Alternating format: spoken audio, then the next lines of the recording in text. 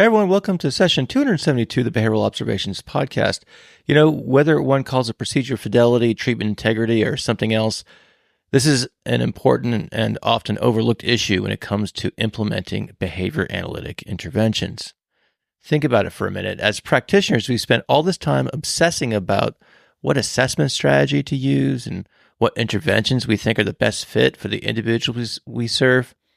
As you'll come to find out, we spend comparatively less time on ensuring that the programs we write are being implemented correctly.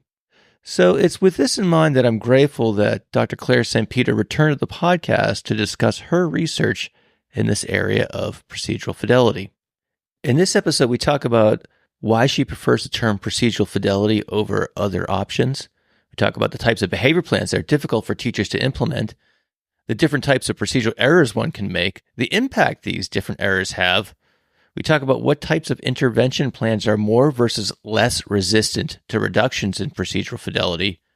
We talk about why this is a topic that practitioners should care about. Towards the very end of the episode, we talk about two really important topics within procedural fidelity. We talk about how best to measure it and the differences between measuring procedural fidelity using rate versus percent.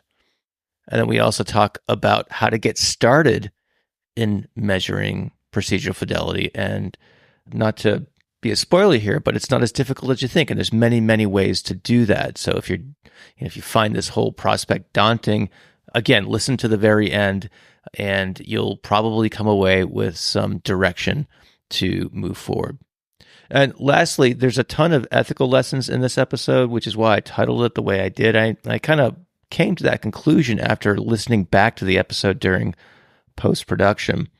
And one of the things that might be interesting to do as a mentor is to have your mentees listen to this episode and pick out all the various code elements that are either addressed directly or indirectly. So there are, again, many, many lessons in this episode regarding ethics alone. So I really hope you enjoy this conversation. One other thing I'll note is that the show notes will be your friend for this episode. I went through and tried to track down just about all the references we talked about in this episode, so you can find them over at behavioralobservations.com. And when you do get there, sign up for the email list, and that way you can get the show notes delivered directly to your inbox. And then last but not least, I do want to give some shout outs here to the folks who made this episode possible. And the first one's an old friend of ours, the 2024 Stone Soup Conference. It's coming up on October 25th. Come here, pod faves like Drs. John Austin, Lena Slim, and Jim Moore, along with many others. There are 8.5 learning CEUs available. And if you use the promo code podcast24, that's about $7.50 per credit, and it's less than $8. It's a real bargain, and it goes all goes to a great cause. So go to the show notes for this episode, or you can go to behaviorlive.com and just search for Stone Soup. We're also brought to you by How to ABA and their behavior resource membership. And their behavior resource membership saves you time, lends you support, and helps you keep up with your CEUs. It's a growing library of resources, materials, programs, data sheets, assessments, and how-to videos to help you tackle any ABA program with ease. It also includes live CEUs every month, live mentorship sessions, a full library of CEUs, and a community of fellow behavior professionals where you can ask questions when you need support. To learn more, go to howtoaba.com/join. And we're also brought to you by the New England Center for Children. In previous podcasts, you've heard me talk about next career opportunities, but later on in this episode, you'll hear more about their Autism Curriculum Encyclopedia, or ACE for short. It's an evidence-based teaching technology for educators and BCBAs who teach learners with autism and related disabilities. Again, you'll hear more about it later, but if you're impatient like me and you just need to learn more about this right now, you can go to acenecc.org. That's acenec.org. And then last but not least, our old friend Barb Voss from HRIC Recruiting. Need I say more? If you're looking for a job in the behavior analytic space, there's no one who knows the job market better than Barb Voss. Go to HRI Colorado right now. Go to hricolorado.com right now to schedule your confidential chat with Barb right away. All right, that's it for opening remarks. So without any further delay, let's get to this really fun and very, very informative conversation with Dr. Claire St. Peter.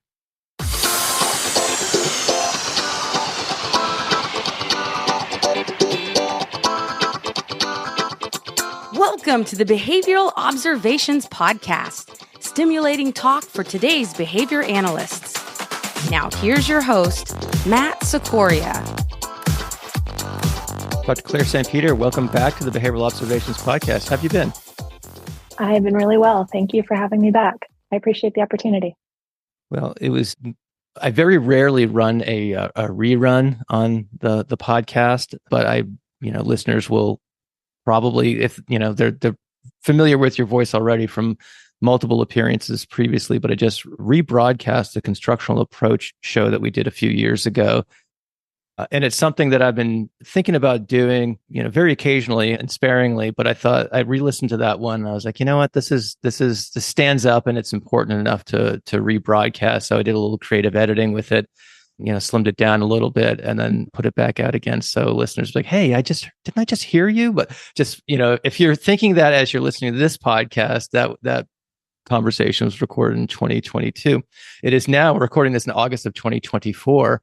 And we're going to talk about a topic that I think we broached briefly on that podcast, and which is why I brought it up.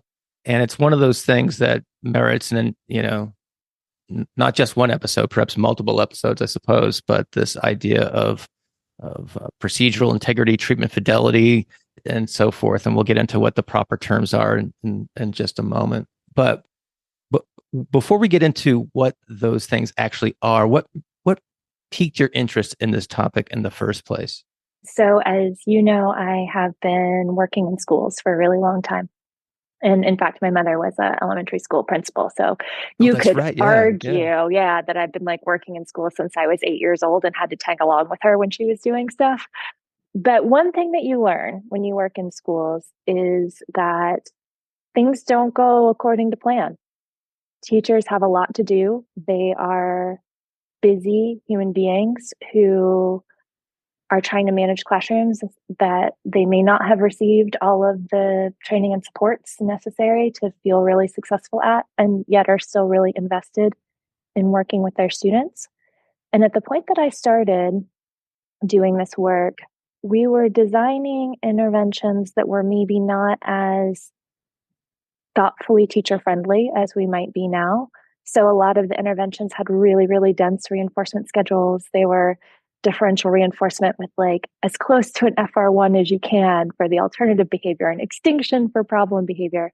And if you ever try to watch a teacher implement an FR1 for alternative behavior and extinction for problem behavior, nothing becomes more apparent to you than the fact that this isn't going to be implemented exactly like we wrote it.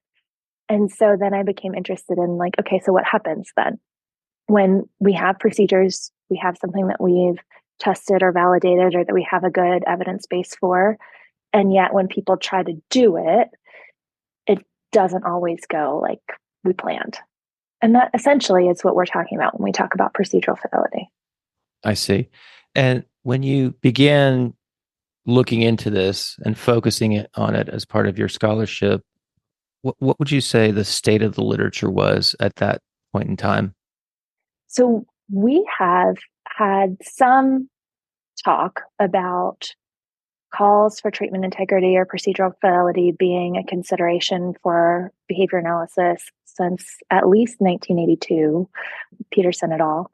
And there was a decent literature talking about the importance of treatment integrity, and particularly in some of our related disciplines like school psychology and clinical psychology before that. We hadn't done a whole lot of experimental work to that point on what happens when we get errors in implementation. And so that's kind of where I started to gain some interest and pick up as not just the theoretical calls for we should measure this, we should be thinking about it, it should be a component of our practice, but we should get some evidence about whether these things are important. Does fidelity really matter in terms of our outcomes? And so I think that we've collectively, not just me and my team, but a lot of scholars who have kind of picked up the mantle of research in this area have started to fill those gaps over the last 20 years or so. And I suppose now is a good time as ever to, because I know one time I think I used the term, one of the terms, we've used these two terms, So let's for the listeners talk about the terminology before moving forward, and so we can all be on the same foundation, if you will, for the rest of the discussion. Yeah. So this goes by a couple different names. I think it's funny that you say like 2 terms, because I think there's probably at least 5 terms. Fair. That's fair. So there's usually some combination of treatment or procedure and integrity or fidelity. It's like a 2x2 grid, right? It's a little bit like a 2x2 grid. So you have treatment integrity, and you have procedural integrity, and you have treatment fidelity, and you have procedural fidelity. And then if you want to be really complicated, and then you toss adherence into the mix, and then you start to talk about whether adherence is something similar or different. And then when you link to our related disciplines like school psychology and clinical psychology, then you add more terms like implementation fidelity and intervention integrity. And just to be really, really confusing, procedural reliability, which makes it sound like it's IOA, even though it's not. And so the terms are a mess. What is your current thinking on the proper way to characterize these errors? So I think it's really important to be thoughtful about who you're talking to, because the school psych literature behavior analysts tend to use a lot of these terms synonymously, interchangeably. But that's not always true in some of our related disciplines. So the school psych literature tends to talk about the terms a little bit differently than we do, and tends to put demarcations between them. So, for example, there was a book chapter by Barton and colleagues in 2018. And in that chapter, one of the things that they say is that you should never measure treatment integrity. And then you go like, what? And what they mean is they define treatment integrity in that paper as measurement of the independent variable during treatment only, in an intervention context only. And so they say, like, never do that, because you want to see what portions of your treatment are already there before you start treatment. So you should be measuring the extent to which you have pieces of your independent variable that are present in baseline. And they call that, so they essentially say that you should be measuring procedural fidelity instead, because that is all of the pieces of your procedure and not just your treatment. And so that, I think, was an interesting piece of literature for me to contact, because I had previously, if you look at my older work in this area, and by older, I mean more than 2 or 3 years ago, we talked a lot about treatment integrity. And then I got thinking, like, no, you're right. It's not just treatment, right? Like, I want to be looking at what people are doing across every stage of a process. And so for me, because I do a lot of research, that's in baseline. Are my introducing intervention components in baseline that shouldn't be there? It's in my intervention phases. It's in my withdrawal phases. Now that I have an implementer who's been implementing intervention repeatedly for session after session after session, when I switch back to baseline, does that implementer fully switch their behavior back to baseline? Or do we get some like carryover because I've been praising appropriate behavior and now I'm not supposed to, but one of them slips out? I've done that in my own research. In fact, I did that in one of my very first studies on procedural fidelity. I had to put a little asterisk on my graph and say, like, except for right here where I made an unplanned fidelity error. So we need, I think, to be measuring and talking about what we're doing across every stage. In my clinical work, I want to look at what pieces of an intervention might a teacher already be doing before I get into the classroom. Not necessarily that it's a bad thing that they're doing it, right? But I want to know what's already there and what's not there. I want to look at it when they have the intervention in place. And then I want to look at it in generalization or, post planning. Okay, so just to be clear here, the term treatment, fill in the blank, whatever, is potentially unhelpful, because to some ears that may just cue people to look at one phase of a study. Am I with you? Yeah, that's Okay. a much more succinct way to put it than my ramblings. So thank you for that summation. Yeah, so talking about treatment blank, I think focuses on only treatment, and that could be problematic. So then you go like, okay, fine. So we'll do procedural integrity then, except that so I had done a series of staff training studies a handful of years ago. And across studies, sporadically, a participant would say, when we would talk about what we're going to do or what we're going to measure, and we did these often in the context of training new staff in school settings, right? So these are naturalistic. It's not like people are coming in and it's part of their on like a study in a clinic, right? And we'd say like, okay, so we're going to measure what you do, and we call that integrity, and we're going to report back to you on your integrity. And one of them said like, you're going to do what? And I went, I'm not thinking about it. Like, you'll report back on what your integrity is like. And they're like, my integrity is just fine. Thank you. Oh, boy. You go, okay. Yeah. So what I mean by that is, I'm not calling you a liar. right. Like, I'm not saying something about your traits or who you are as a person.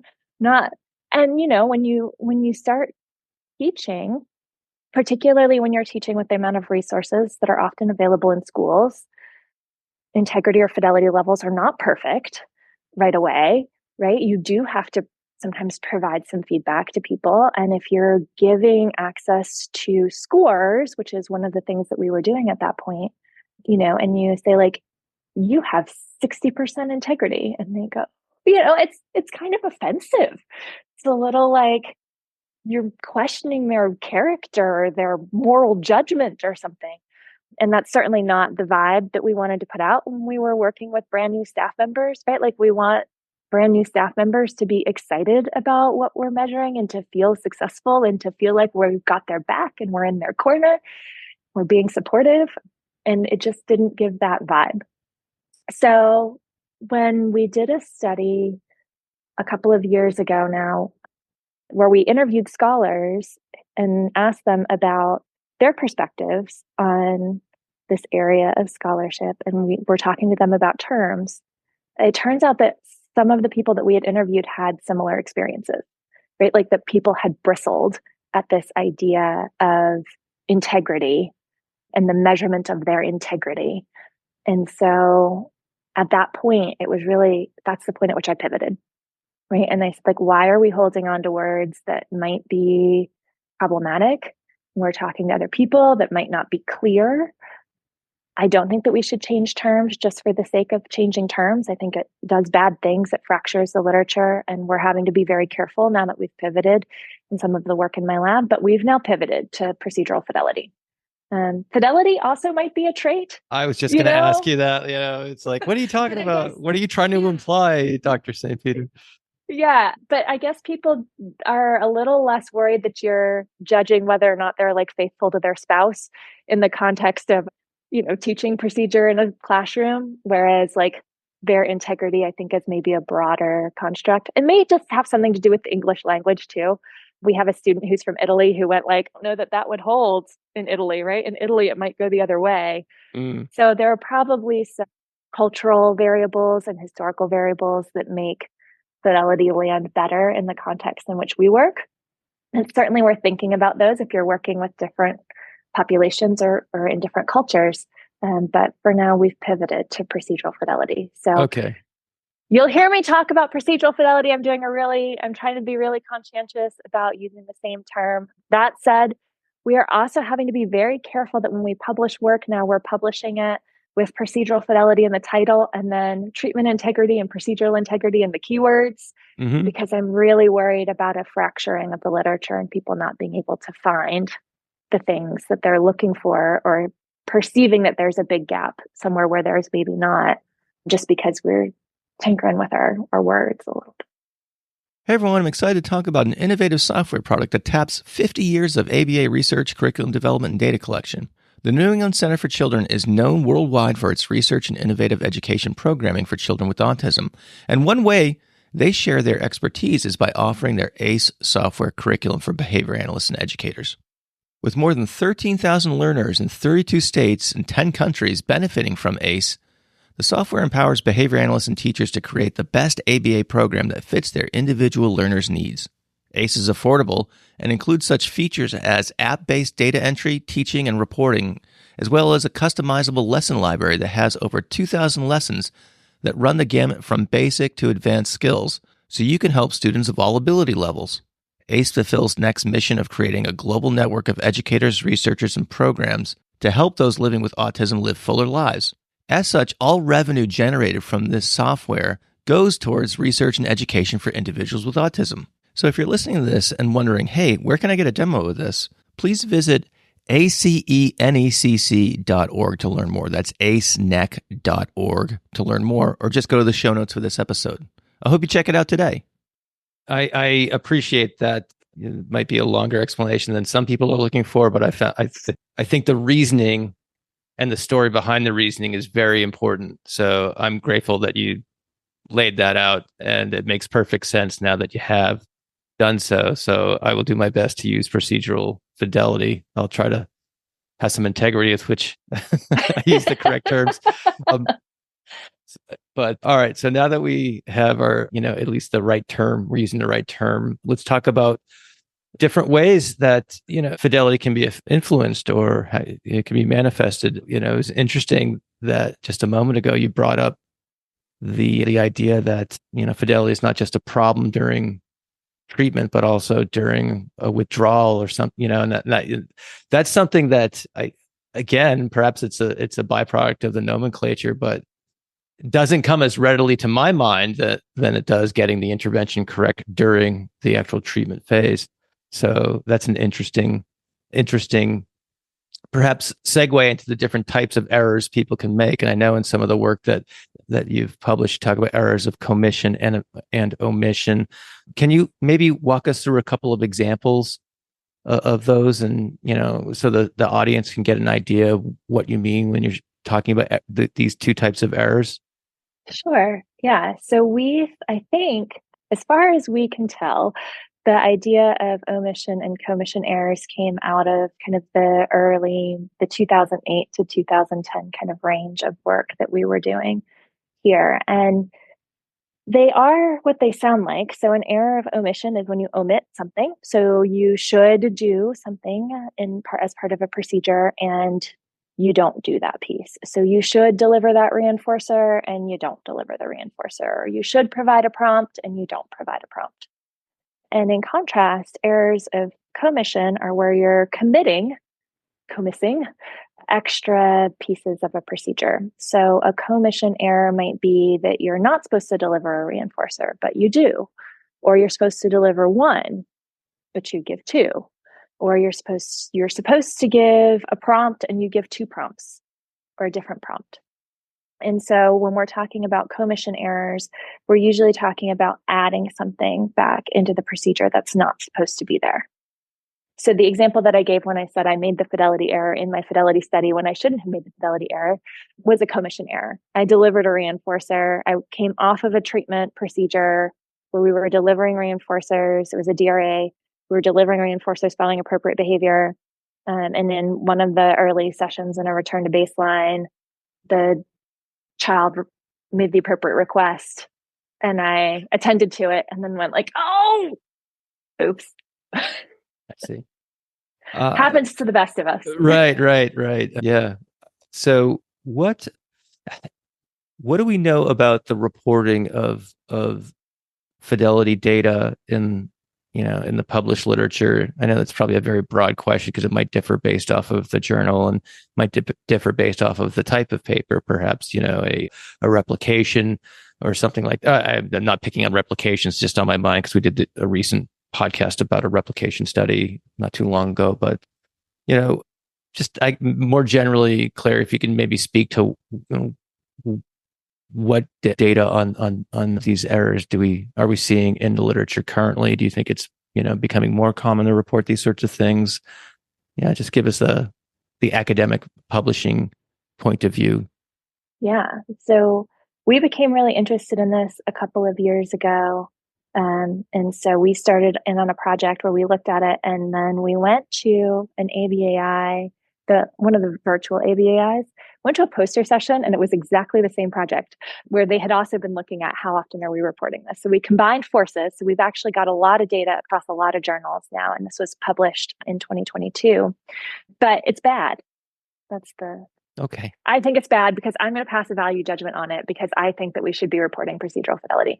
So from 2008 to 2019, if you look at experiments published in JABA, about 36% of them include a report of procedural fidelity. It's a little bit higher for behavior analysis and practice. It's a little bit lower for Journal of Organizational Behavior Management. So you're right, it varies across journals some. The school psychologists way better at reporting procedural fidelity in their work. So they're like in the 80s. So it's not that it's not possible to do. It's that somehow we are not doing it. Mm-hmm. But it is getting better across time. So if you look at the trends across time, we are seeing generally increases in the likelihood of the inclusion of fidelity data in our published literature across time. So we're getting there slowly. And someone who reviews manuscripts for publication, do you find yourself asking authors for information on this, or encouraging other people to do so, or encouraging on the submission side of things? I do. But, I don't know that I'm your average bear when it comes to this topic. So when I was serving as editor-in-chief of Education and Treatment of Children, one of the things that I had as part of my vision for the journal was to try to get more resources available. So I worked with authors to say something about fidelity when they were publishing the journal. That's either we measured it, this is what it was, and then I encouraged them to include their measurement system as supplementary material so that other people could get it, right? Like you use some checklist for some procedure or you develop some measurement system, put it out there so that other people can use it. Or just say in your discussion section, I didn't measure it. And that's okay, maybe because this is perhaps it's a lower risk intervention, or I didn't measure it and maybe that's a problem. And the data should be viewed with that caveat that we can't fully determine whether what I said happened in my method section is what's actually happening and causing the changes in behavior that you see. Hi, I'm Shayna Gaunt. And I'm Shira Carpel. And together we created How to ABA. Are you an ABA professional looking to elevate your practice, connect with like-minded experts, and access top-notch resources? Do you love your work but struggle with feeling overwhelmed, under pressure, and in need of real support? We get it, and we've been there too. As fellow BCBAs, we know how overwhelming it can be to take care of ourselves and the families we support. Introducing the Behavior Resource Membership, your ultimate resource for everything ABA. We created a behavior resource as a way to unite and support fellow ABA professionals so that you can feel confident in the work you love. The Behavior Resource Membership will save you time. While most of your clients need individualized programming, you can still benefit from a template that gives you a great place to start. We offer you support with exclusive access to online community to collaborate with other ABA professionals. Members can also join the monthly live group mentorship sessions and upkeep your continuing education units or your CEUs. Gain qualifying certificates for ACE, IBAO, and QABA upon completing some of our 60-plus on-demand recorded CEUs. You'll get access to hundreds of program descriptions and instructions, data sheets, assessment tools, how-to videos, and materials to implement effective ABA programs for all your learners, saving you time and energy so that you can focus on what's most important, the learners.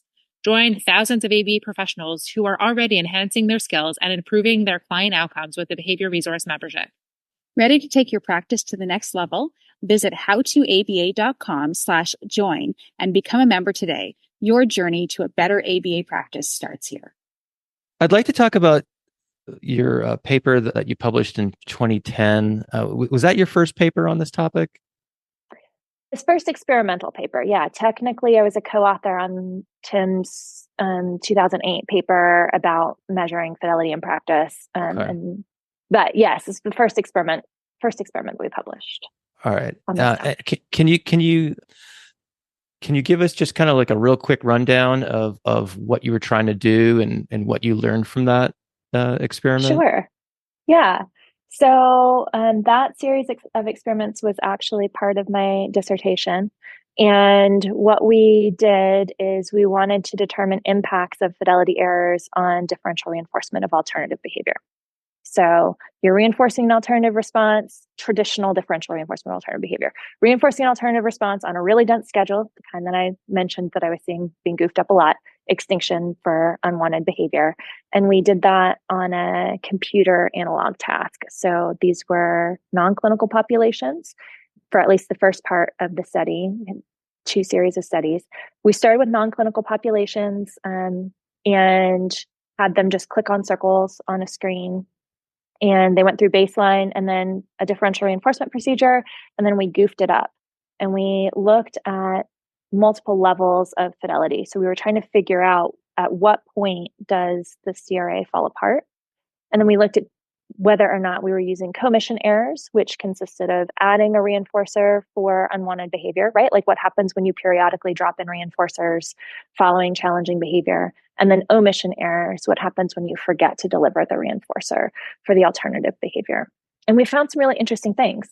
So one was that commission and omission errors had different effects. So commission errors, very bad. Omission errors don't do a whole lot. And that makes sense when you think about the reinforcement schedules that are operating when you're working on a base setup. Your treatment is extinction. Even if I drop out extinction for unwanted behavior, even if I drop out a handful of the reinforcers for alternative behavior, it's still way favorable, right? Like the way to earn reinforcers is still to engage in that alternative response because you're never going to earn reinforcers for unwanted behavior. Mm-hmm. So then we got real jazzy and we combined the two, right? And so now sometimes you get reinforcers for unwanted behavior and sometimes you don't get the reinforcers that you earn for alternative behavior. And that seems to be particularly problematic. So we went then on to replicate that. So that was all on a computer with largely undergraduate students. And so who knows, I said to myself, like, who knows if this is really what's going to happen when we're working with more complex environments with more complex learners. And so we went on to replicate it with 2 students who engaged in challenging behavior in the public schools. And we found that it replicated out really nicely. So we found very similar patterns with a caveat and an exception. So the caveat is that history matters. A fidelity error coming off of perfect implementation appears to be way worse than that same fidelity error coming off of baseline. So that's important. What that means is that if I think that fidelity errors are going to be problematic, which I do in my general life, right? Like I work in schools. If it's going to be where one error or one instance of behavior may be really a challenge, I need to really get fidelity up really high before I kind of let the teacher go, let the implementer go in the context in which they might make errors. Because if I can get the intervention working really well with really high fidelity, and then the error happens, that error may be less detrimental. In contrast, if I push an intervention in and I don't do a lot of upfront work to get it at high fidelity, so I'm coming kind of off of baseline, I'm coming off of no treatment, and then I start with a low fidelity intervention, that same fidelity level, those exact same errors seem to be much more problematic under that context. And so we saw this when we were working with our learners in the schools. So that has kind of changed how I frame things, right? Like also, it turns out, doing a little bit of foreshadowing to some of the later work that we've done, that not all interventions, DRA is pretty robust. You can goof it up pretty well and it holds up. Not all interventions are as robust. Claire, can I just, but before I want to get to this, but I don't want to miss the importance of what you just said, or at least the way I'm hearing it. So it would seem that it seems to, a lot of these things, at least the way I'm receiving the information, seem logical, but the logic only reveals itself once you have done the painstaking work of really isolating these variables. So I think that definitely is worth mentioning for sure. So if someone's listening to this, be like, well, of course, but you only get to the of course after all the hard work of arranging these conditions, and at least that's what I would take from that. But there seems to be perhaps another meta lesson here in terms of just supervision and things like that. Get the intervention running correctly before you hand it off to someone with less experience. So in case anyone's like driving around or walking their dog or whatever, I just wanted to make sure that we hovered over that just for a minute and maybe reiterated that point, because I at least from my perspective, that seems like a really, really important thing. And we might come back to that, I suppose, later, but in case we don't, I just want to highlight that there. Hey everyone, I just want to take a minute and let you know that the 2024 Stone Soup Conference is coming up on Friday, October 25th, although it will be available virtually for a period of time afterwards. And it is streaming live from our friends from Behavior Live. So if you want to learn more about it, you can go to behaviorlive.com and just search for the Stone Soup Conference, or you just go to the show notes for this episode. At this event, there'll be a keynote by Dr. John Austin, and then there'll be talks by Lena Slim, James Moore, Jim to friends and podcast listeners alike, Emily Varon, Callie Plattner, Camille Kolu, and Tony Camilleri. So this is a lot of behavioral observations podcast faves. It's a really great event. There are 8.5 CEUs total, 4.5 ethics, and 1.5 supervision CEUs offered. And the retail price is $85, but if you want to save $20 off your registration fee, use the promo code podcast24, and it comes out to something like less than $8 per CEU. It's a great event. Again, if you want to learn more, go to the show notes for this episode. And again, the proceeds go to benefiting individuals who are receiving ABA services. So I hope you get a chance to check it out. All right, let's get back to this conversation with Claire. Yeah. Anyway, I did interrupt you. You were going on to talk about how this affects different procedures differently. Oh, yeah, it does affect different procedures differently, but also different. What we wanted to do in those early studies, in the early work with the college students on the computers, was try to identify how low can you go, right? Like how far can you break these procedures down, and how many errors can you introduce before things start to go awry and you lose your intervention effects. And I think the reason that that's important, because I think sometimes too, when people look at the fidelity research that it's been done in these more controlled contexts, I've gotten a lot of questions about, but how does that translate? What does that mean? These are college students. They're clicking on things on a computer screen. And I think it's important to note that it has generally translated out really well. And we do get good replications when we look in clinical context. But the other thing that does is it allows, I feel a little skeevy about doing parametric studies on fidelity with learners who need intervention. Right? Like that seems less than ideal to me, particularly because when we do a lot of the work that we've done, at least on the computers and the analogs, has been full parametric evaluations. So we've got, sometimes 5 or 6 levels of fidelity that we're testing. And they take a long time. They take a long time, even when I'm able to get a data point in a minute. They still take a long time. And so participants are sitting there for hours. If I was going to try to get that same control out in the world with a learner who needed intervention, I would be talking, even if I was being really efficient, I would be talking about weeks spent with degraded fidelity for a learner who needed help. So that's not my ideal, right? Like, I think that we can use what we know about the generality of procedures to try to test things where we've got a lot of control and we can get our data more rapidly. And I don't feel skeevy about exposing an undergraduate to 2 hours worth of degraded intervention for circle clicking. Truly don't. No ethical conundrum there at all. And then take what I learned from that and then do a more pointed replication where I say, like, I think that this is going to break down at X% fidelity. I need to make sure that it replicates. I need to make sure that it holds up. But now when I step out into my clinical space, I can not do a whole range of parameters, right? Like I can look at more isolated parameters, make sure that what I think holds up is still going to hold up while protecting the rights and getting my participants in contact with the best treatments that I can get them as fast as I can get them, right? So I think that that's something that I've been asked about a couple of times, and I think it's maybe worth explaining for people who are looking at this literature and going like, why are they doing so much stuff on computers? And that's part of the reason why. Okay, that makes a lot of sense.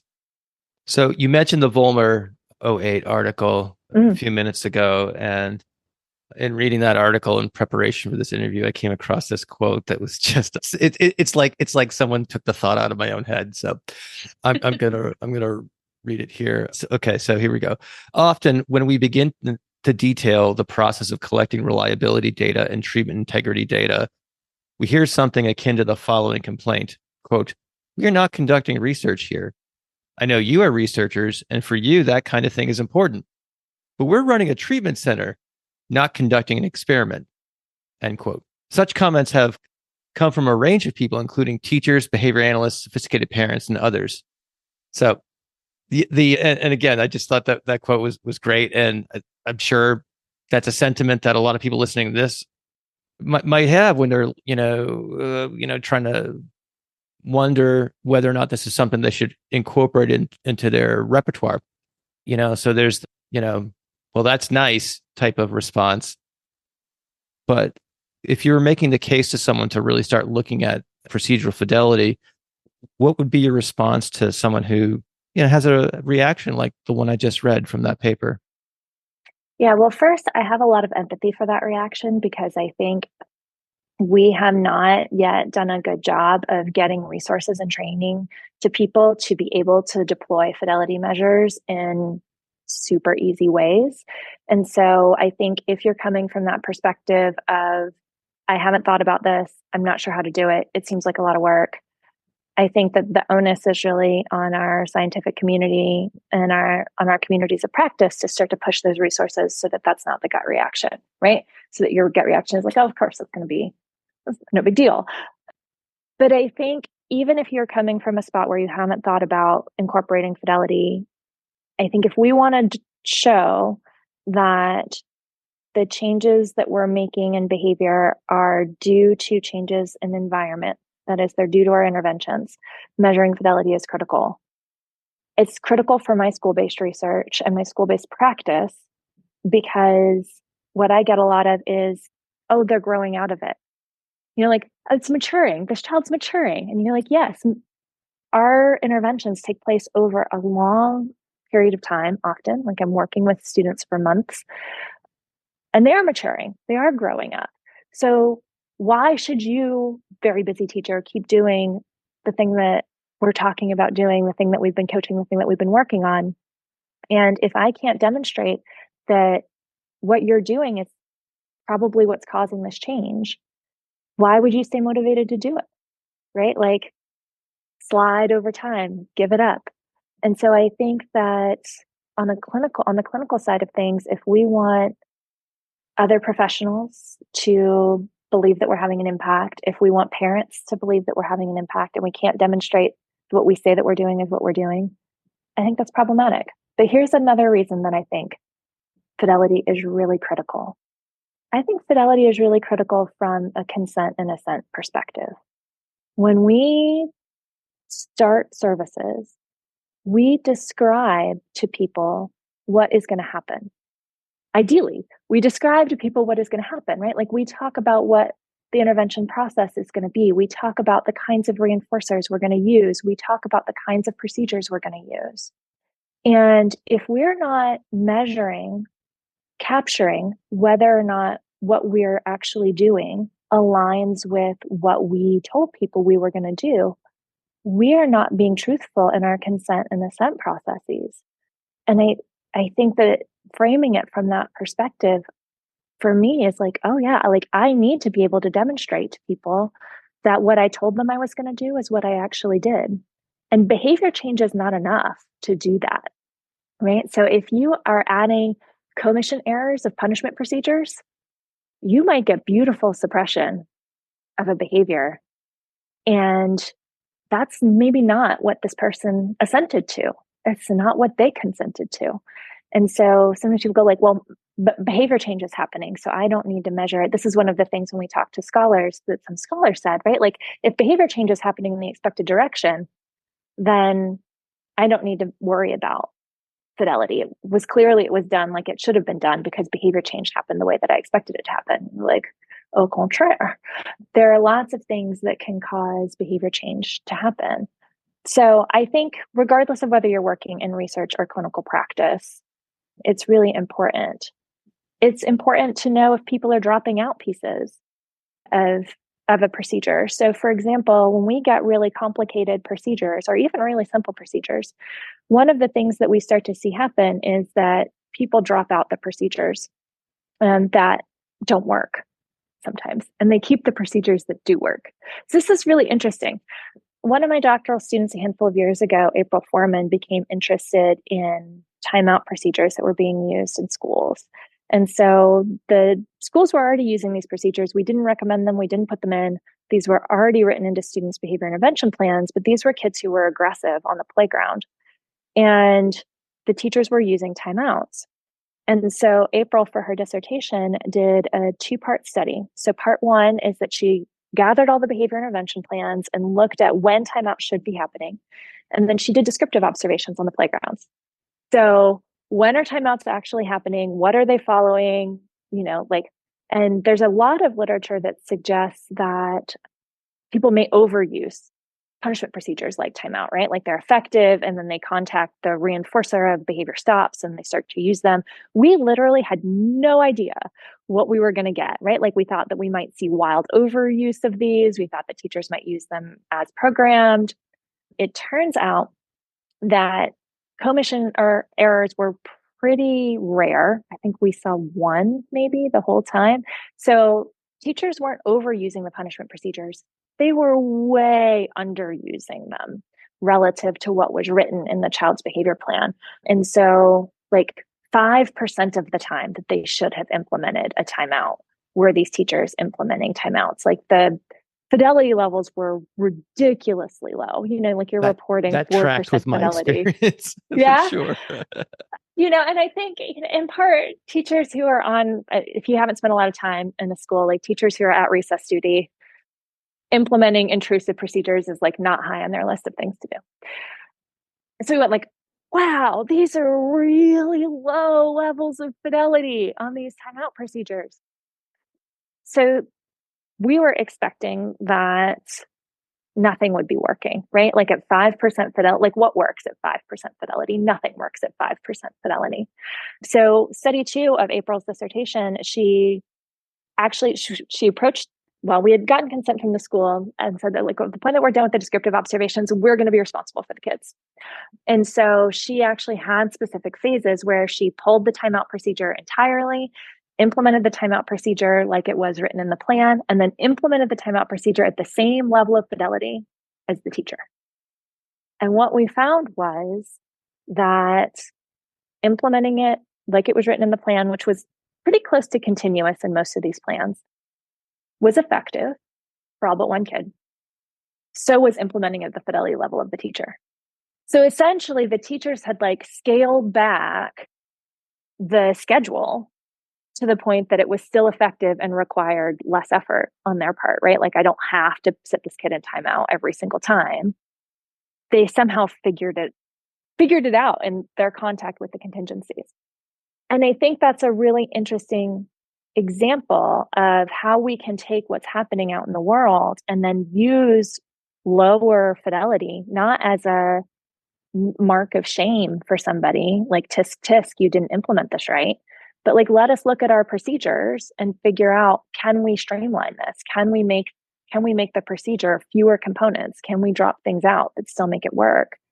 And so there's a handful of researchers, Ray Joslin, who's here at WVU, is one of them, who are doing that kind of work with the good behavior game too, where we know that the good behavior game holds up at really low levels of fidelity. That's cool. It means that teachers can vary it. how can we leverage that to increase adoption? How can we leverage that to make a procedure that's easier for a parent or a teacher to do? So even working with an individual parent, you might be able to modify your intervention in a way that makes the burden on the parent less based on what you're seeing by virtue of what they're implementing and what they're not implementing. Are you looking for a new job, but you're overwhelmed with all the emails that you're getting from various ABA agencies? What if there was someone who was in your corner and could help you find the perfect job placement? Well, that person exists. Barbara Voss has been working as a recruiter for over 30 years, and her company, HRIC, specializes in placing BCBAs in permanent full-time positions throughout the United States. Barbara has been placing BCBAs since 2011, so she knows our business, and she offers personalized service to any BCBA looking for a new position. She also helps companies looking to hire BCBAs too. Here are just some of the things Barbara can help you with. She can provide information about salary ranges in different markets across the country. She can help you write your resume. She can coordinate and prepare you for the interview process, and even help negotiate the right salary for you. And best of all, there are no charges to any candidate for all of these services. When you're ready to make a change and want to work with someone who will listen to you and understand what you need in a new position, contact Barbara at HRIC. To schedule a confidential discussion, head over to hricolorado.com. Again, that's hricolorado.com, and hit the contact button to connect with Barbara. You won't be disappointed. It reminds me, it was one of Christopher Skinner's papers. I can't remember the first author's name, but it's a timely transitions game. It was a really neat little study. It was just an A/B design, and they also measured the fidelity of the implementation following the treatment, and the goal was to reduce the latency of transitions across the day because the teacher was spending so much time corralling the students, etc. And the procedure was widely successful, and the first week or so, it was like 90, 100% fidelity, and then they on the graph you could just see it kind of go down and down and down and down and down to about 70% on average. This is from memory, but I think that's where it landed on average after, in the last week or so of the data collection period. And nonetheless, the treatment effects did hold. So yeah, it seems like there are some cases where these interventions are resistant to those things.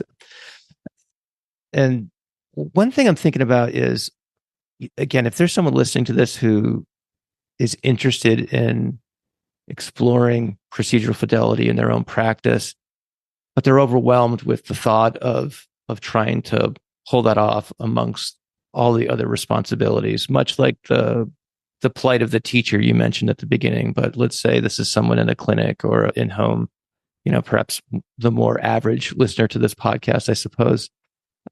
In your work in this area, have you discovered, or at least thought about, ways to make collecting this information, at least reduce the response effort in terms of doing this?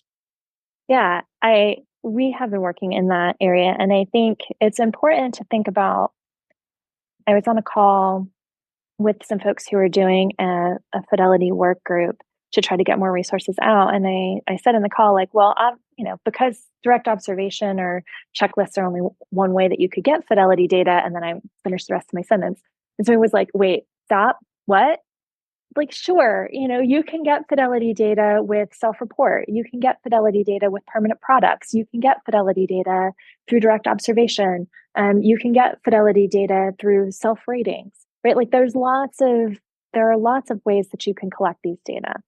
Some ways are going to give you a more accurate picture than others, probably.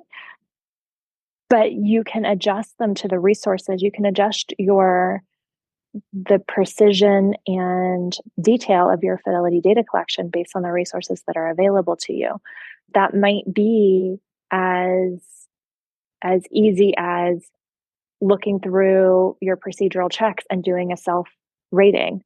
And if you have a supervisor, so if you're a RBT or if you're a BCBA, if you're an RBT who has a BCBA supervisor, or if you're a BCBA who's working collaboratively with other BCBAs, have somebody just self-check your rating once a month. every other month, right? Like, or you flag an area where you're like, ooh, this step, I felt a little wobbly on this step, right? And then ask somebody if you can practice with them, just that one step, and get some feedback on it. So I think there are low-hanging ways that we could incorporate into our practice pretty easily that would start to get people in touch with fidelity data. We know that self-reports of fidelity data, people tend to overestimate their own fidelity. So there are a handful of studies that have compared self-reports and permanent products and direct observation. And we know that if you're going to use a self-report measure of fidelity, then you're going to look at you're going to estimate your own fidelity, know that you're probably estimating high. And so if you're estimating high and it's coming out that you're not sure, that's a good time to do a self-check and to maybe push in some additional opportunities to get feedback. Now, if you're out in the world by yourself, so I said, like, if you're an RBT, get supervision from your BCP. Easy peasy. Easy peasy, make that happen, right? Like you're working in a clinic where there's other BCBAs around, like get them okay, you're out on your own. Like here you are, you're doing home-based work, you're like out by yourself on your own. I think that there are still ways that you can incorporate measures of fidelity into what you're doing.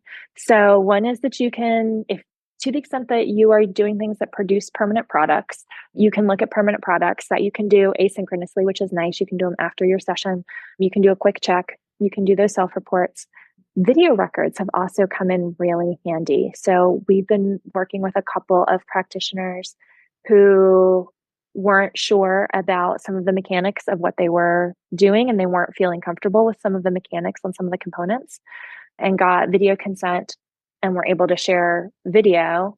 And in fact, in one case, we didn't even need to look at the video because once the practitioner saw the video, was able to identify the problem, right? Like once you can step out of yourself and watch yourself do something, sometimes you can go like, oh, that's where, like, I put that down in the wrong place. And then to get it, I had to turn around and try to reach, and that delayed my reinforcer delivery or whatever it was.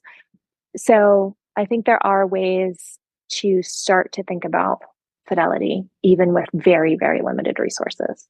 I see. And sounds like the general theme is, not letting perfect be the enemy of the good. Yeah, absolutely. I mean, I think, if I was, when I do clinical supervision, the level of fidelity data that I collect in my clinical supervision and what those fidelity measures look like are different sometimes than what they look like in my research, right? And that's because the protocols are more flexible, or we're working on particular skills. In some cases, when I'm doing supervision, I have like skill lists that I'm looking for my supervisee to show me these skills, but they're not as specifically operationalized, right? Because I want to use that same measure when I go from place to place and be able to make a note about, like, oh, in this case, it was this reinforcer, right? Like you're faster with your attention than you are with your access to tangibles or whatever it is. So I think, yes, if we wait until we can do this perfectly 100% of the time, we'll be in the same spot for a really long time.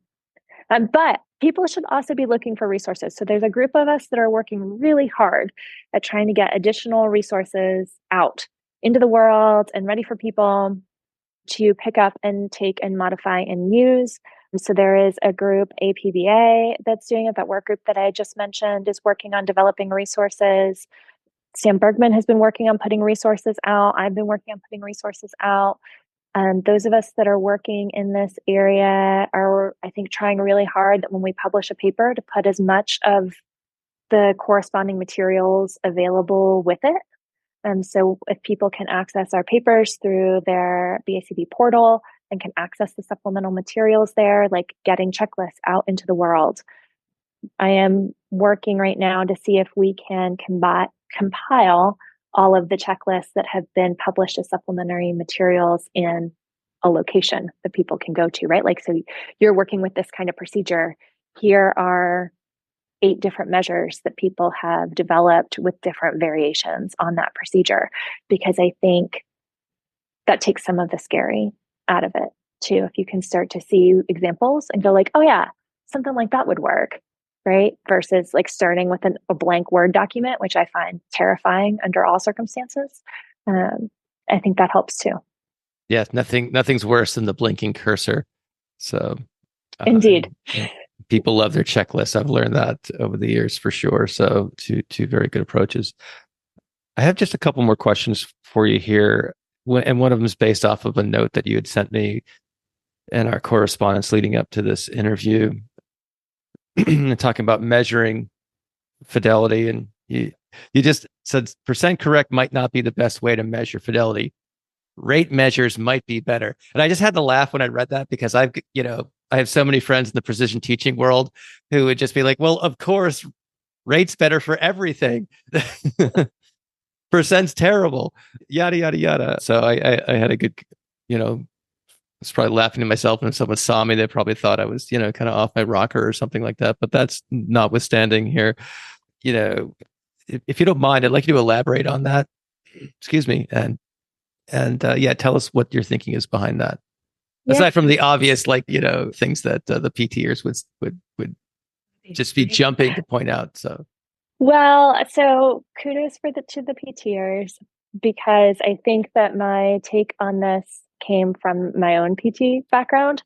And so earlier this year, Carol Pilgrim reached out to me and asked if I would write a paper in honor of Hank Pennypacker, but not about Hank Pennypacker. Okay. All right. I'm listening. So I thought about all the things that Hank taught me when I was working with him. And one moment that just sticks out in my brain is that I gave a presentation at the Cambridge Center for Behavioral Studies one year. Hank had invited me to come, and I was showing a lot of the work that we've been doing on teacher training in particular, and getting teachers able to implement procedures in naturalistic contexts.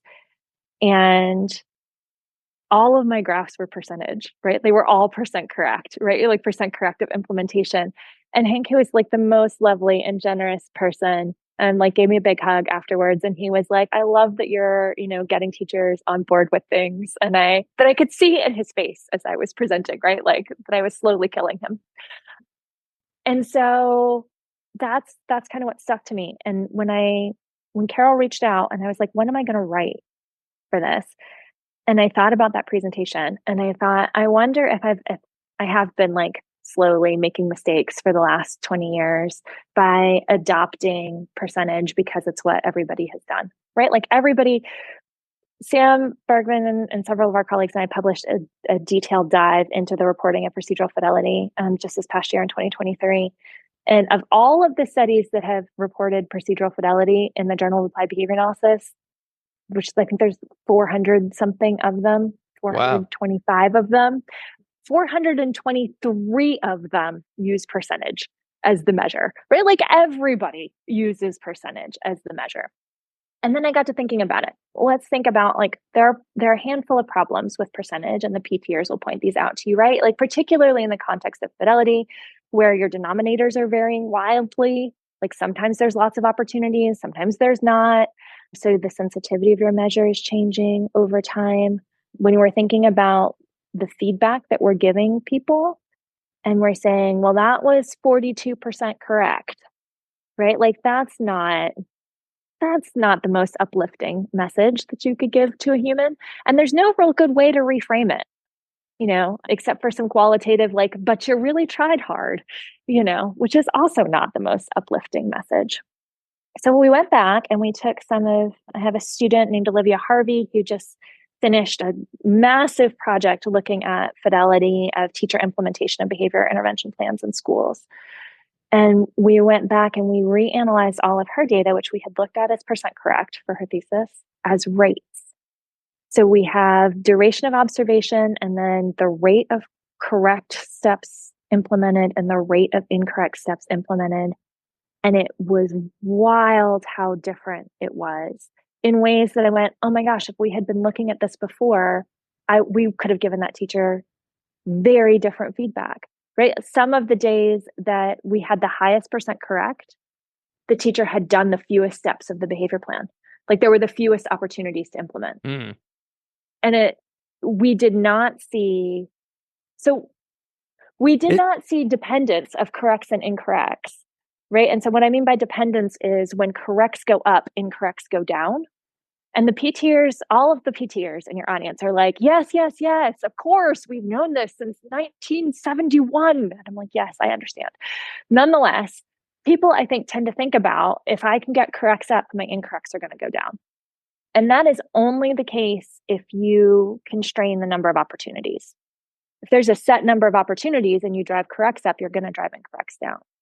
But if there's not a set number of opportunities, corrects and incorrects independently vary. So we saw days with super high rates of corrects and super high rates of incorrects, and days with low rates of corrects and no incorrects. And it's like the teacher was half asleep on those days in some cases, right? Like they weren't behaving, or the steps were different. And it is just such a different picture that when you can start to look at, do you know what learning pictures are, if I say that term? It's a PT term. No, that's one I'm embarrassed to say I haven't come across that. I'm going to get some nasty notes from some friends of mine. So I got to get ready. Sorry, for that. I didn't mean to call you. Edit this part out. No. So the PTers, Lindsley and others have talked about like 11 or 13, depending on who you're reading, learning pictures, where you can see acceleration of both corrects and incorrects, right? Or you can see what they call jaws, right? So jaws are where corrects go up and incorrects go down. And in true PT fashion, they all have like consumable names, like slopes and jaws. But we saw all of those variations in learning pictures when we looked at the fidelity data, and places that we really missed opportunities to provide some kudos to teachers on a day that was a rough day, but they still implemented things at a really high rate and like kept up with things at a really high rate. But also opportunities to see variation of like, oh, on the days when there's less to do, you're doing things better, right? So that's a capacity building problem maybe. And what's happening is that on the days when there's lots to do, your rates of everything are high. Those are the days where we're getting high rates of errors too. That gives me a different intervention point than if I just looked at percentage and went like, oh, well, it's 100% on this day and it's 50% on this day, and it's just variable. And what am I going to do about it?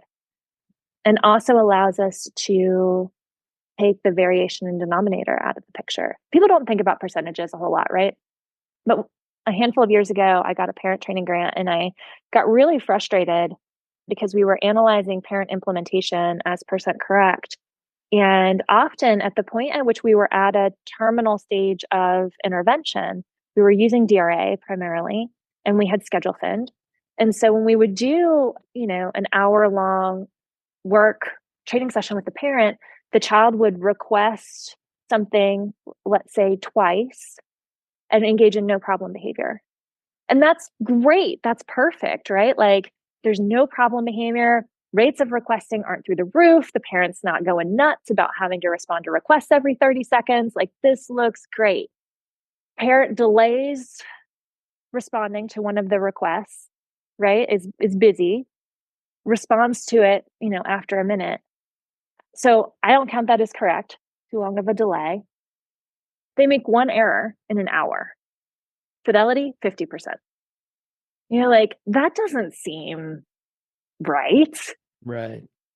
So I think so I'm going to try to make the case. This is hopefully I'm going to submit this paper for publication with two of my grad students as co-authors later this year.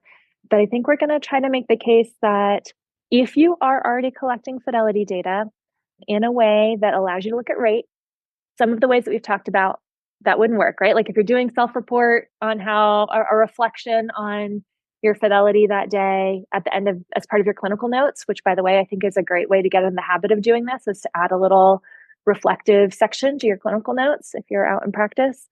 But you can't look at rate probably if you're doing a reflective statement in your clinical notes as part of your measures of fidelity. But if you are in a spot where you can measure fidelity in a way that you can look at rate, like you're counting the reinforcers that you're delivering in a session and you know how many problems that child completed, you can look at the rate of reinforcer delivery, try it.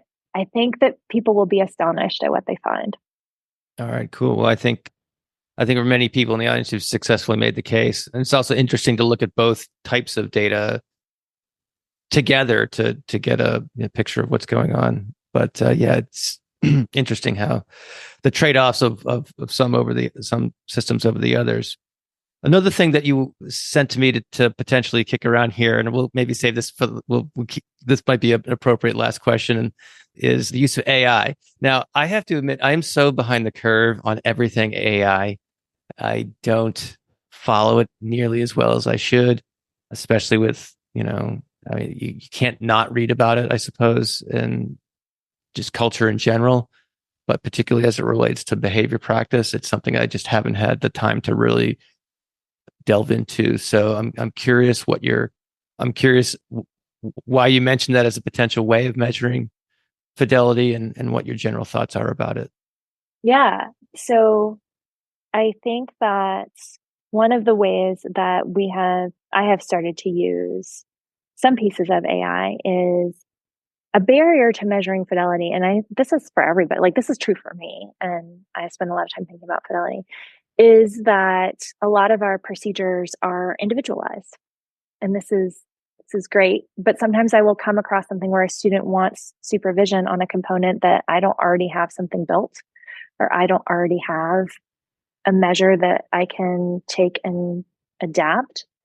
And one of the things that has been useful for me is to say to AI, like, tell me, like, create a draft of a checklist to measure, the extent to which an intervention considers behavioral function. It doesn't do a perfect job, but it is along the same lines that we talked about the blinking cursor earlier, right? Like it gives you something to react to where you can go like, oh, also though, it should be doing this and it should be doing this and it should be doing this, where you can take it and modify it. And so I think for people who are freezing about like, I don't know, I don't even know what would go into a checklist. Sometimes I think using a tool like AI can help to generate something that you can then react to. Let me add a couple of caveats to that. Please, if you're going to use AI, be very thoughtful about what you are doing. So do not upload information that includes anything that would identify a client into AI and ask AI to do an analysis or to create a checklist or to do anything else. Like, please do not misinterpret me as suggesting that. We have to be really, really cautious about what we're feeding into AI, because you do not, under any circumstances, want to do something that might compromise your client's confidentiality. And that's really important to think about. The other thing I think that's important to think about is that AI, so we just had a training on AI at our university last year, and our AI expert who came in to talk to us about it described AI as a people pleaser. Like ChatGPT is the ultimate people pleaser. It will just give you the answer that it thinks that you want. It's going to make you happy. And that is very true. So it's also, if you're going to start tinkering in AI, be worth thinking about that's the outcome that you're going to get, right? So you have to be very deliberate about what you're using as a prompt. And good pinpointing prompts are very helpful for AI that describe exactly what you want it to do, because it will give you the answer that it thinks that you want. And it will not necessarily give you an answer that's accurate. So if you're going to use AI too, like, don't believe what it spits out. Use it as a jumping off point to do your own edits and revisions, but it might save you the terror of the blank screen again. As an aside, that's not about fidelity, but Katie Kessner and I did a project this year that we were very worried about starting, where we fed AI de-identified descriptions of kids for whom we had built actual BIPs. Someone on our team had built an actual BIP and had AI build a BIP for them. We recruited a bunch of teachers and we gave them two choices. And we did not tell them what the plans were, but we gave them a choice between an AI BIP and a behavior analyst generated BIP. And we were very scared that we were going to learn that AI was better at our jobs than we were. We did not learn that. Do not just feed client descriptions into AI. people do not like them, and they won't give you anything that works. So don't worry that you're going to be replaced by AI as a behavior analyst just yet. But we did at this juncture, yeah. We did a qualitative study on what the teachers liked about each of the plans, and we actually learned some really interesting things. So I think that there are places where AI can be useful, but AI is not going to be a substitute for your good intellectual and analytic skills. So don't get fooled. Don't walk into that trap. Got it. Those are wise words to end with. And I maybe you just kind of piqued my interest by dropping the Q word, qualitative. And there's probably a lot more to say about qualitative research. And I'm sure you learned a lot of very, very good things from that endeavor. So we've been doing a good bit of qualitative stuff. So we did the qualitative survey of scholars about fidelity last year. We're doing the qualitative work with teachers on BIPs now. And actually my qualitative collaborator, Jenny Wolgamuth, who's out of the University of South Florida, asked me to co-edit a special issue in behavior analysis and practice on qualitative methods. So we're in the process of trying to curate some papers, and I was expecting to get essentially no papers from behavior analysts interested in qualitative work. And we got so many abstracts submitted that we had to go back to the editor of behavior analysis and practice and ask if we could have maybe 2 special issues instead of 1, because there was just so much good stuff. So it's an exciting time. It's an interesting time in our field. So I'll put my cards on the table real briefly before we sign off here. I had the opportunity to take a couple of courses in qualitative research at the graduate level years ago, and I always came away from them kind of skeptical of their utility. And so I look forward to seeing what sounds like a very different point of view on qualitative research. And it sounds like, I'm look forward to learning about the role that can play in our, broader literature. So that's really cool that you're doing that. So I'm prepared to have my mind change. And that sounds like a fun episode to have down the road once you're further into that project. Anytime. I'm always happy to come on. I appreciate the opportunity. All right. Thanks again, Claire. Thank you for listening to the Behavioral Observations Podcast with Matt Sikoria. You can find Matt's notes on this episode at www.behavioralobservations.com. We also invite you to stay connected with us on Facebook at facebook.com/behavioral observations and on Twitter at Behavior Podcast.